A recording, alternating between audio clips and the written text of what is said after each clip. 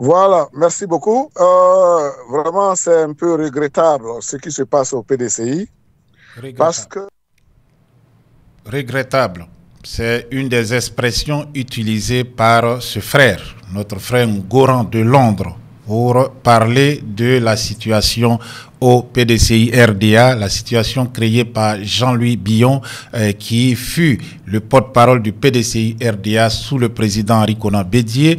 Il fut aussi secrétaire exécutif chargé de la mobilisation, mais aussi des nouvelles, disons, de l'entrepreneuriat et aussi des nouvelles technologies. C'est ce cadre qui a décidé de rentrer donc en rébellion contre son propre parti, et le dénigrant, l'attaquant sur tous les plateaux, mais aussi sur la place publique, dans des médias. C'est à la suite donc de ce comportement que des cadres du parti l'ont interpellé. Il a été convoqué devant le conseil de discipline. Jean-Luc Billon n'a pas encore répondu présent. Il prétexte des déplacements à l'étranger et aussi il prétexte ne pas être en disposition des documents qui ont servi de base à son interpellation par le conseil de discipline. Les Ivoiriens ne comprennent pas l'attitude de celui qui est considéré comme l'une des plus grandes fortunes de Côte d'Ivoire. Si à observer de près, cela est loin de la réalité. Ils s'expriment donc, ces Ivoiriens donc, sur Elvic TV pour donner leur ressenti. Écoutons notre frère Goran de Londres. vraiment, c'est un peu regrettable ce qui se passe au PDCI parce Regrettable. que, moi je dis, avant même que Jean-Luc Billon commence à pousser des ailes pour faire ce qu'il est en train de faire, moi je pense qu'il a été déjà encouragé déjà à partir même des positions de l'opposition ivoirienne. D'accord. Lesquelles positions? Voilà, quand je parle de l'opposition ivoirienne, je vais parler, je m'excuse, je ne vais pas parler mal de notre cher papa au grand-père, M. Gbagbo. Mais quand M. Thiam est arrivé, il a commencé à rendre un peu des visites partout. Et on a vu se déplacer, aller jusqu'à Mama. À partir de cette visite, étant donné que le président Bédié n'était plus là, à partir de cette visite, moi, je n'ai jamais vu ou bien entendu M. Gbagbo même prononcer le nom même Thiam. À partir de son investiture, il a fait un discours codé. Il n'a pas besoin d'un banquier pour diriger la Côte d'Ivoire. À partir de là, tous ses supporters ont pris une position. Donc, si au sein même de l'opposition, vous commencez à faire la guerre entre vous, mais lui qui est au pouvoir, lui veut profiter.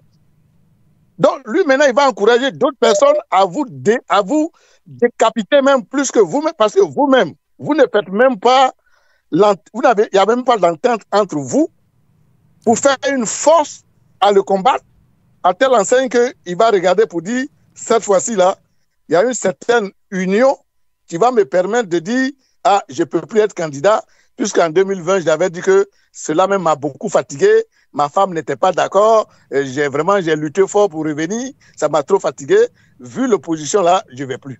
Mais si vous-même, vous commencez à vous attaquer entre vous, mais ce n'est pas celui qui a au pouvoir, qui a l'argent, qui a l'armée, qui a tout ça, qui a les chaînes de télévision.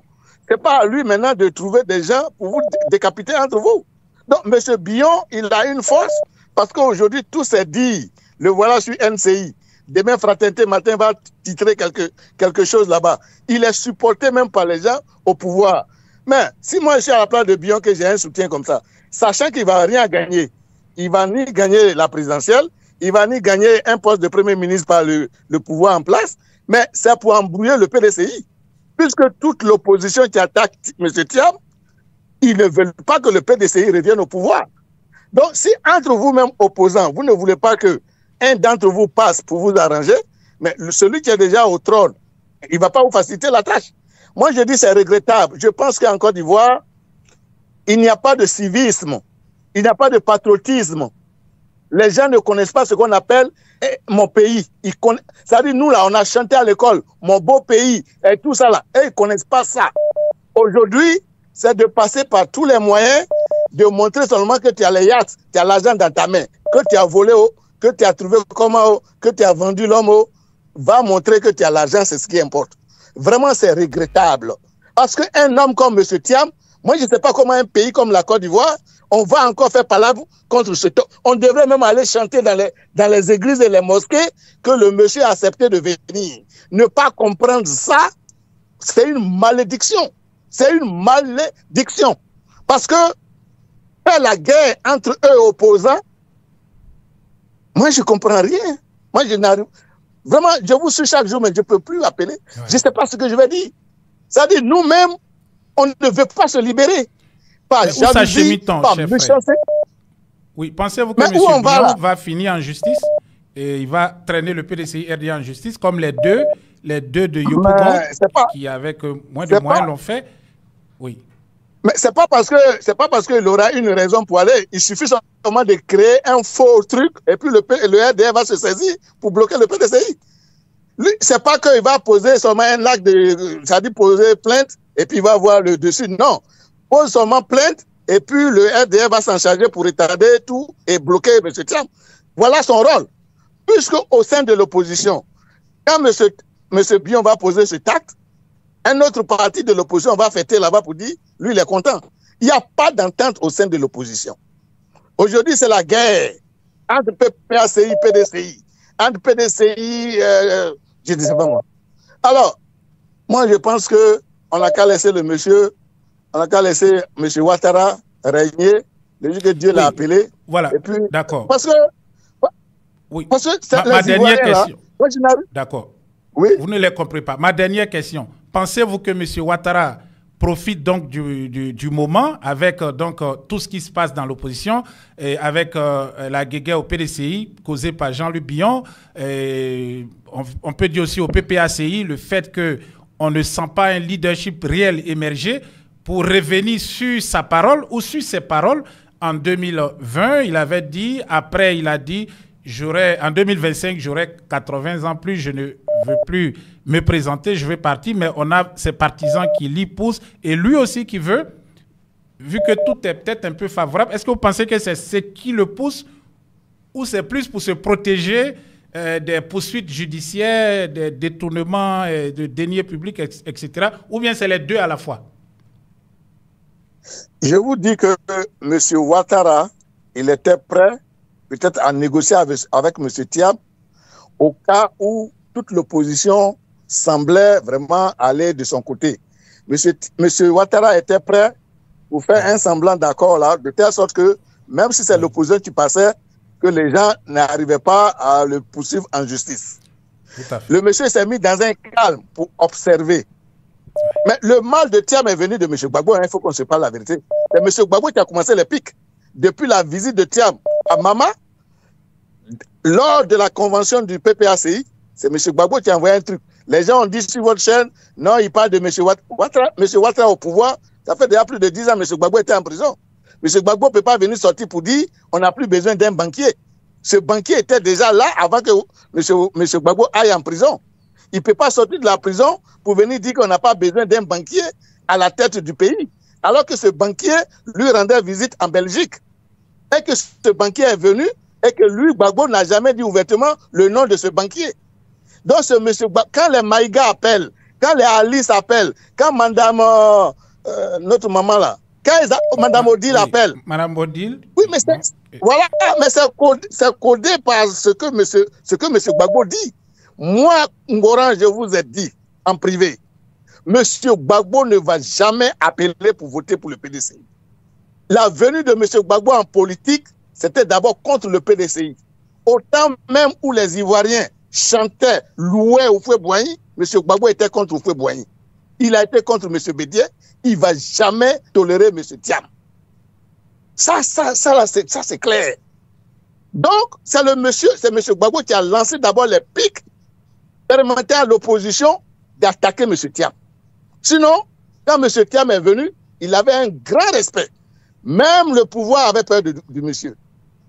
C'est M. Gbagbo qui a lancé les pics et tout le monde a commencé et maintenant, c'est devenu comme ça. Alors, à la lueur où ça va là, puisque eux, leur souhait, c'est de voir la candidature de M. Thiam éliminée en jouant sur la double nationalité, en disant sa longévité à l'extérieur. C'est un code. Ils veulent dire à Ouattara, prends un truc là, modifie la constitution, élimine-le. Parce que quand M. Ouattara va agir, aucune personne de l'opposition va dire ça c'est mal fait. Ils veulent se réjouir. Donc M. Ouattara qui observe, vous voyez aujourd'hui que ses opposants, vous avez vu Mme Kandia, d'autres personnes disaient avant que nous, le PDC doit revenir au RADP ou bien vice-versa ou bien. Mais maintenant, ils ne parlent plus de ça. Parce que maintenant, ils se disent qu'au sein même de l'opposition fait leur boulot, fait le boulot du RADP. L'opposition combat M. Thiam plus que. Donc, un monsieur comme M. Jean-Louis Billon, ce qu'il lui est en train de faire là, il est en train même de faire durer le plaisir. Il peut se lever demain matin porter plainte sans raison. Le RADP va valider ça et puis perturber le PDCI. Mais la faute provient de l'opposition. Il n'y a pas de sérieux entre eux. Ces gens-là, on dit qu'ils sont intellectuels. Ils sont ça, ils sont quoi? Mais moi, je ne vois rien de ce qu'ils font.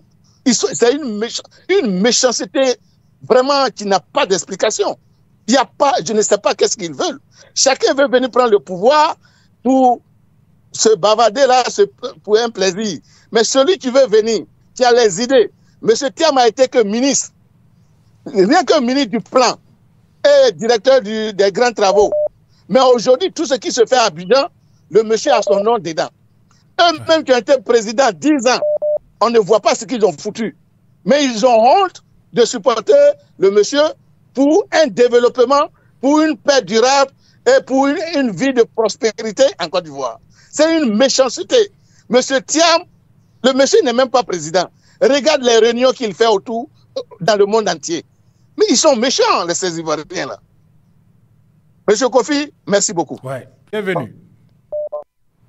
Peut-on attendre encore 5 ans? Peut-on subir encore durant 5 ans le régime du RDA? Voici la question que les Ivoiriens sont censés se poser. La réponse à cette question déterminera donc leur position vis-à-vis des leaders politiques en Côte d'Ivoire. Quid du président Tidiane Thiam, quid des autres leaders de l'opposition peut amener en tout cas l'opposition au pouvoir, peut permettre que la Côte d'Ivoire puisse retrouver son lustre d'antan. Bon, la réponse, c'est à vous de la trouver. C'est à vous de voir.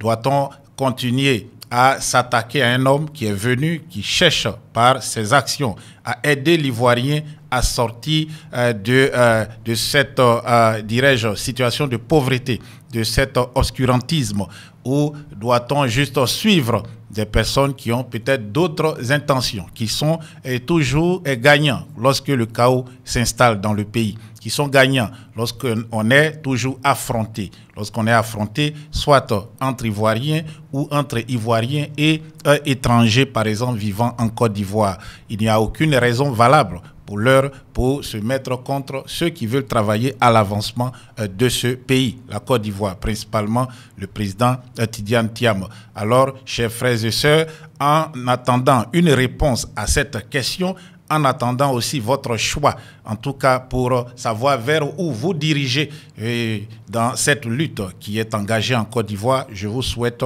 une excellente journée et on se retrouve ici pour d'autres vidéos.